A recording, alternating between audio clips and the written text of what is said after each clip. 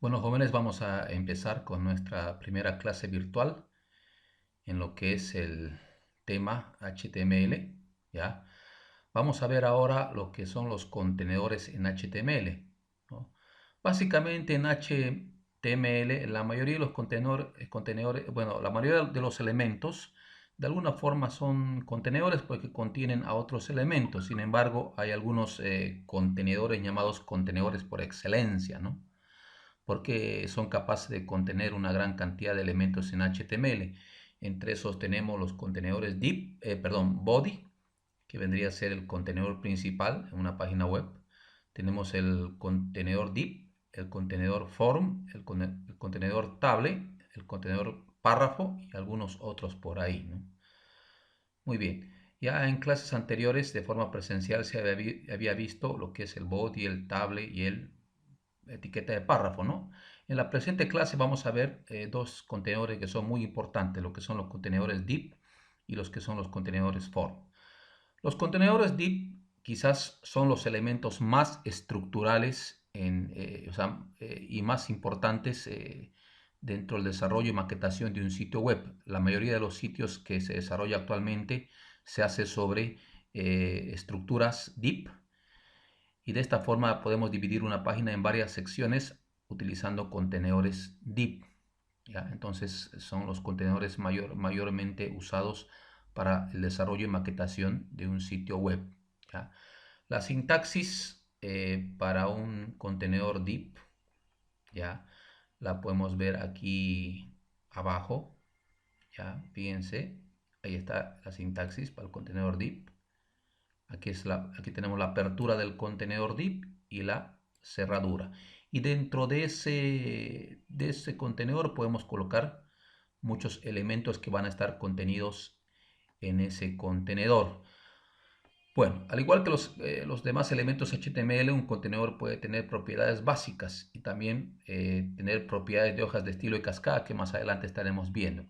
Entre las propiedades básicas más importantes tenemos el width para el ancho del contenedor, el height para el alto del contenedor, el name o name, su nombre para darle nombre al contenedor, el ID para darle un identificador al contenedor, la propiedad class para definir una clase de este contenedor que más adelante tendrá sus estilos, y por supuesto la propiedad style, que es para fijar o para determinar la lista de estilos o propiedades de hoja de cascada que va a tener ese contenedor. Al igual que los demás elementos en HTML, también los elementos div, los contenedores div tienen una serie de eventos, ¿no? Entre los cuales tenemos el onClick, el mouse over, el mouse out y submit, que por supuesto los iremos viendo más adelante, ¿no? ¿Ya? Muy bien, entonces básicamente resumiendo, el contenedor div es un contenedor estructural que se utiliza para definir secciones en una página HTML, ¿no? Como vamos a ir viendo más adelante. Muy bien, otro de los elementos contenedores importantes es el contenedor form, ¿ya? El contenedor form es otro de los contenedores más importantes dentro del contenedor, aparte del contenedor body y div. Muy bien, en el desarrollo y maquetación actual, estos elementos se utilizan mayormente para lo que son o el manejo de formularios. Los formularios de datos que sirven para enviar datos que luego son procesados en un archivo PHP o un archivo de lenguaje Python o cualquier otro lenguaje, ¿no? La sintaxis básica para un contenedor, para un elemento form de formulario, lo podemos ver aquí, ¿no? Utilizando la etiqueta for, ¿verdad? ¿Ah? Básicamente, for, al igual que los demás contenedores y demás elementos de HTML, tiene una serie de propiedades, entre los cuales tenemos el width, que vendría a ser el ancho del contenedor, for, el height, que es el alto del contenedor, name, para el nombre del contenedor, ID para el nombre, para el identificador, class para definir su clase, style para definir una lista de estilos, ¿no?, que va a tener este contenedor form. Y tiene aparte otras dos propiedades importantes, a diferencia del resto de los elementos en HTML, que es el método la propiedad method, que nos especifica el método de envío de datos que se va a hacer o que va a hacer este formulario, o sea, la forma como va a enviar datos. Mayormente existen dos tipos de envíos, que es el método get y el método post. Aquí, por ejemplo, en la sintaxis de la etiqueta for vemos la propiedad method que indica qué tipo de método de envío de datos vamos a hacer. En este caso vamos a utilizar el método post. Y tiene otra propiedad además que se llama la propiedad action. La propiedad action que la vemos acá me indica el archivo hacia el cual va a ir la información que voy a mandar de los elementos que están dentro de la etiqueta form. Es decir, aquí especificamos el archivo que se va a encargar de recibir esos datos y procesarlos, ¿no? Puede ser un archivo PHP, un archivo Python u otro tipo de archivo de algún lenguaje de programación. Muy bien, tenemos aquí el código para el manejo de el contenedor div. Aquí tenemos el contenedor div. ¿Ya? Aquí tenemos un ID, un identificador que se llama contenedor, un nombre que también se llama contenedor. Aquí le definimos un ancho de 300 y un alto de 300 a través de propiedades básicas, aunque en realidad en la práctica esto generalmente no lo obedece el navegador, ¿no? Más se obedece las propiedades que están dentro de la propiedad de style, ¿no? Dentro de las propiedades de hojas de estilo de cascada. En este caso aquí definimos un color de fondo rojo, un ancho de 300 píxeles y un alto de 500 píxeles, ¿no? Esto de las hojas de estilo de cascada, más adelante lo vamos a ver en el siguiente capítulo, cuando veamos todo lo que es hojas de estilo de cascada, ¿no? Muy bien.